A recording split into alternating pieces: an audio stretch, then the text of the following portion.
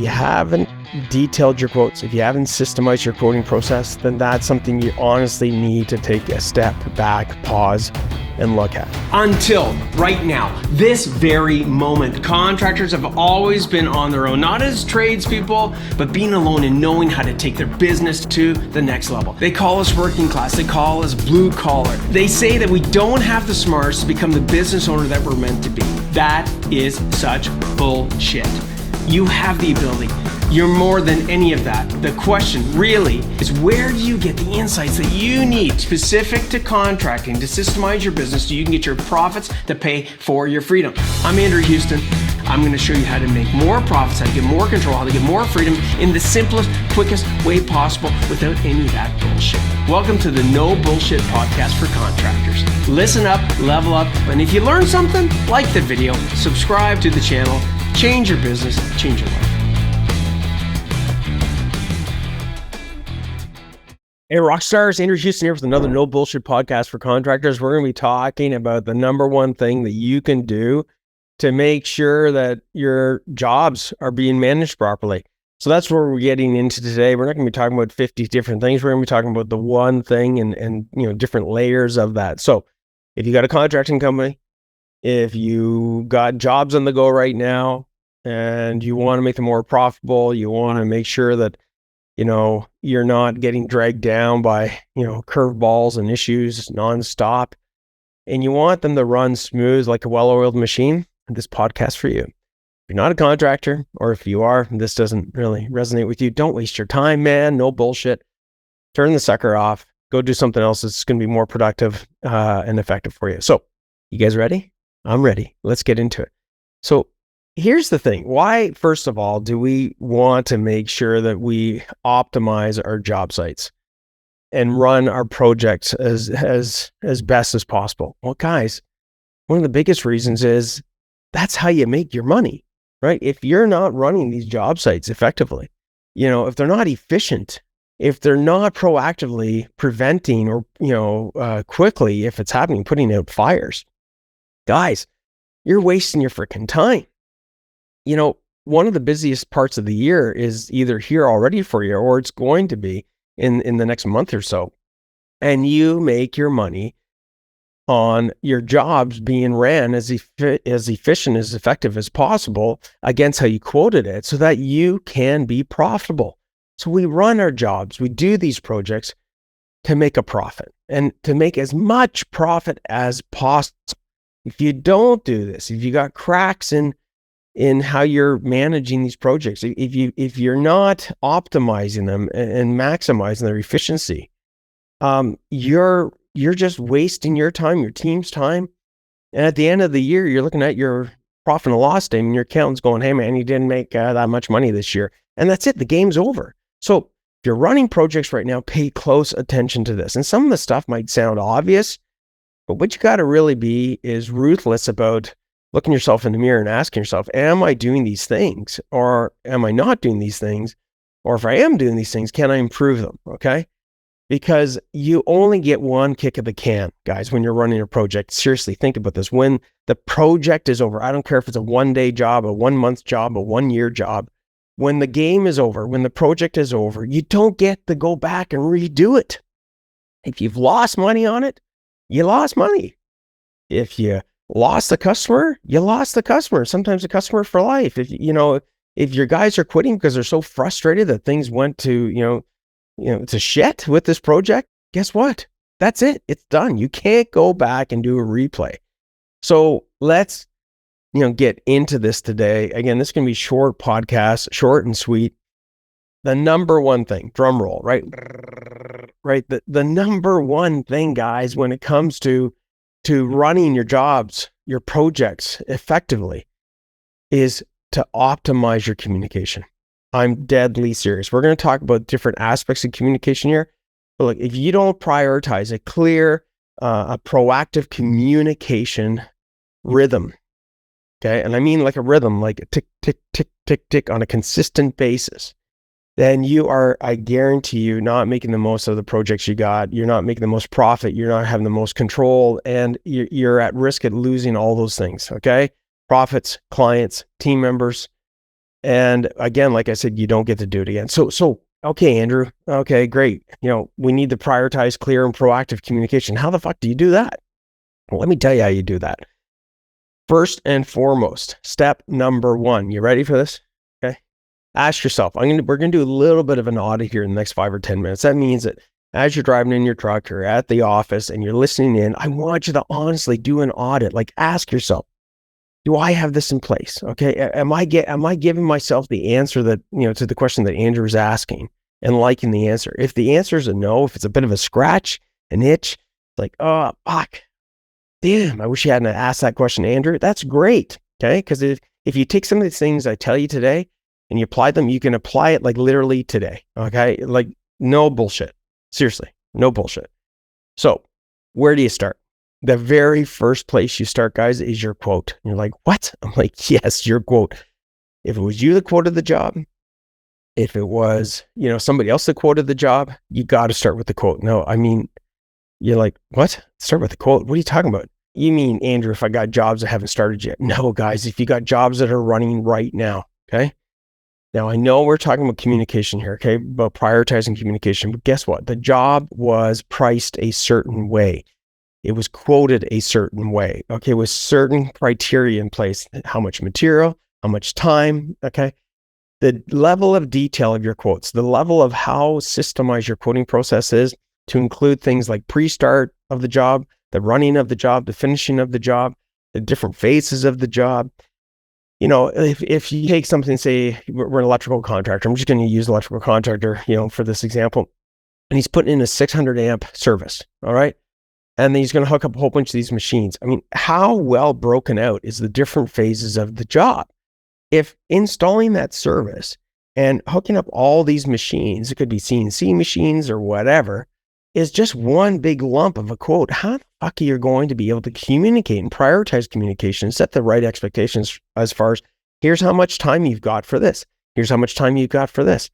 Guys, seriously, I don't care, like I said in the beginning, if it's a one-day job, if you do just small service work, if you do, jobs that are weeks long or months or years long, you do not, the level of which you break down or the quote is broken down is directly related to the level of communication you can give to your crews.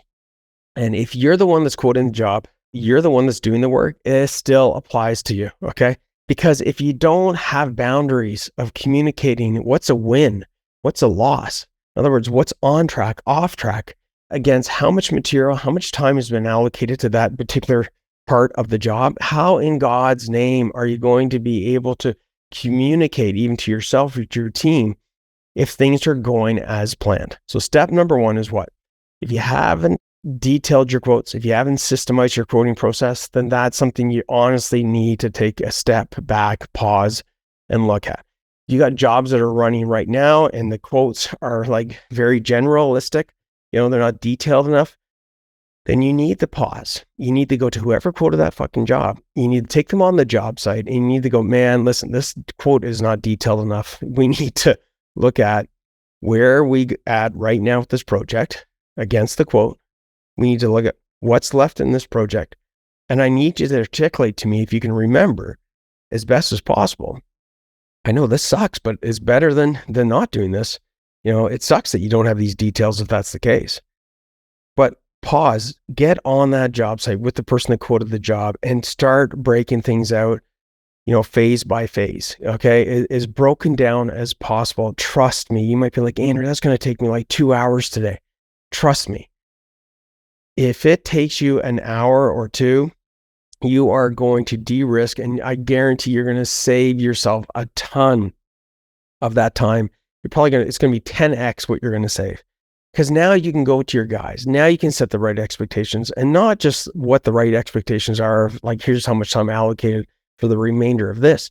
But hey guys, how can we improve this? How could we make this go faster while maintaining the right level of quality control? So the number one thing, coming back to number one thing, guys, is you need to prioritize clear and proactive communication. Okay, starting with your quote. Now, what do you do? Okay, now that we've reflected on the quote, we've laid out what the expectations are. Now, what we have to do is we have to make sure that somebody owns it. That's right. Somebody needs to own it.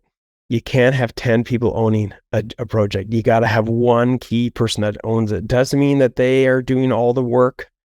Doesn't mean that they're installing all the pipe or all the drywall or all the freaking, fixtures or whatever. But you have got to, pick a key person and hold them accountable and empower them to make the right decisions to ensure that the job is on track. Okay.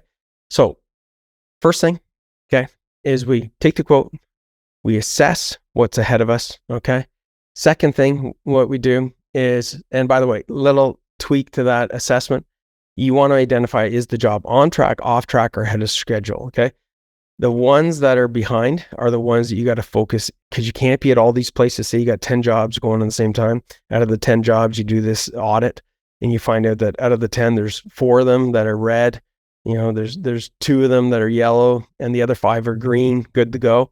Guys, put your focus not on the greens, put your expertise, your insights, or your key people that are project managers in this case, on the reds to turn them into yellow and turn the yellows into the greens. And even going a little bit step further, okay, you want to pick the ones that you feel have the greatest chance of getting things back on track, of plugging the leaks in profit and leaks in chaos. And that's going to accelerate your ability to get things back to where they need to be. Okay. So that's the first thing, do the audit. Step number 2, assign a key person that owns that project and make sure that they're clear now that we've done the audit of what the expectations are. Step number 3 is to make sure that, and this is it, guys, not like 15, 20 steps here. Make sure that they've got some sort of rhythm, okay, to make sure that they're communicating to you and communicating to the team where things are at and what's going to happen to move things forward. What we use is called, there's a couple of key things we use with our champion CEOs. One's called the Monday morning meeting. There's like 5 money-making meetings. You can get your hands on that if you want to just type in money-making meetings, okay? We can get that to you. You can join the Profitable Contractors Association. It's got that tool in it and along with some training. But the key ones I'd get you to start with, the 2 key ones out of the 5 is the Monday morning Monday morning money-making meeting, okay? Lots of M's in there. And the Friday reflection meeting. The Monday morning meeting is super key, guys, to your business because it really sets the tone, sets the game for what the expectations are for that week. All right. And it does it for the team. It does it between you and the foreman or the key people that have been assigned to these projects. And that way there's synergy and the right level of communication. And we're actually, applying what we talked about earlier, which is we're prioritizing clear, proactive communication. All right. So that's called the Monday morning meeting. The Friday reflection meeting is, now that we've set the tone, set the game plan for, what success is for the week on these different projects. Now that everybody's clear at the right levels. Now on come Friday, we can reflect back and go, hey, how did we do? Did we make the progress that we set out to do? And that then Friday feeds the next Monday. And now you have a rhythm of prioritizing communication, and being proactive with that communication. So those are the 3 things, guys. All right. I know it might seem like, holy shit, Andrew, this is a lot. Okay. This is a lot to do. Just pick one project, guys. Start with auditing the one project. Start with assigning a person that is going to be in charge of that. Maybe it is you. Okay. And then number 3, make sure you got, a regular rhythm of communication. Again, back to prioritizing and being proactive with your communication, a regular rhythm to make sure that things are going in the right direction. And a little bonus tip that I would give you is you guys can get your hands on this as well, which is the progress, the profit board. You want to have a whiteboard or, some form of system that has these projects on it. So at a glance, you can look at it and know, what's red, yellow, and green. That's a whole nother podcast I'll do for you guys to break that down.